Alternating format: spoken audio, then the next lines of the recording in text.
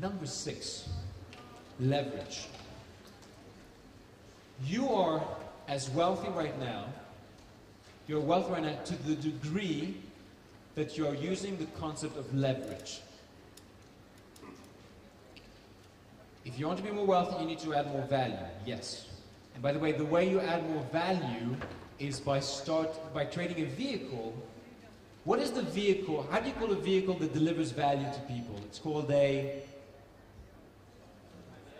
it's a business. That's where I was getting it. All these answers are correct, but it's a business. All that a business is, it's a vehicle for you to deliver value to people. Do you know what marketing is? Marketing is just telling a group of people, hey guys, the value you're looking for, I have it, my business is going to deliver it to you. Does that make sense? Making money, especially in this day and age, being successful, creating a lot of wealth, it is so easy, it is so straightforward. Figure out in what way you want to contribute to people, in what way you want to solve problems and add value to people, and then just create a business to deliver that value to people. Creating a business system, all of these things are what help create, they help deliver value to people. Somebody talked about products, and that's a very good point. Different kinds of leverage. You know, again, I never learned about this at school. It never made any sense. Why did I not learn about this?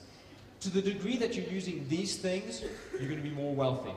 Right now, you could go home and say, okay, I'm just going to use a bit more of one of these things to leverage, to turbocharge my income. For example, other people's time. When you've got a business, you can have employees that work for you, that do the things that otherwise you would be doing. When I did my first seminar, I wrote the seminar, I booked the venue, I laid out the chairs, I did the marketing, I organized the logistics, I rented the equipment, I did all of it myself. And it was exactly a year ago, and we had 30 people in the room. And I would never do that kind of thing again. Leverage other people's time. Are there students out there that would kill for the opportunity to work for a startup and get some work experience so that it looks good on their CV? Yes or no? Yes. Are there tons of people out there that would work for free to get that experience on their CV? Yes or no? Yes. Okay? One of the smartest things I did, apart from getting into personal development, one of the smartest things I ever did was to hire a PA and work placement students to work for me when I first got started, because now I had 2 people doing the work that I was going to be doing. Instead of doing that work, I could focus on growing my business. Does that make sense? Yes. Fantastic. Money, finance, you know, it could be a loan, it could be getting a angel investor on board. Think about what you could do with that kind of money. People come to me and say, Mark, how can I start a business? I don't have the funds. You don't need funds to start a business. You just need to have the right idea and the creativity. Listen, if you're committed to starting a business, will you find the funds to do it? Yes? It is so simple when you are passionate about it. Advertising. Advertising is another way of leveraging.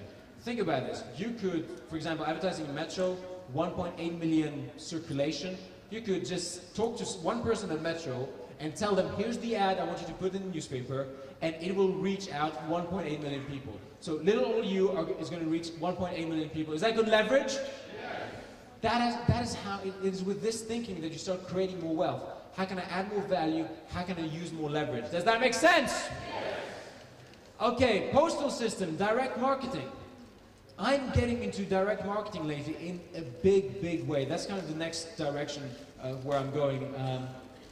I've set up a 3rd company, Inspired Productions. We're going to be producing CDs and DVDs and all that kind of stuff. But also direct marketing has really captured my imagination. Pat Adams, who is recently retired from direct marketing, he's been doing direct marketing in the UK for 20 years. 15 years ago, he had a small company that used to do refittings on kitchens, like they would change the wood panels or something. They wouldn't redo the whole kitchen, just changing the panels. And he was making a little bit of money doing that. He wrote a 70-page report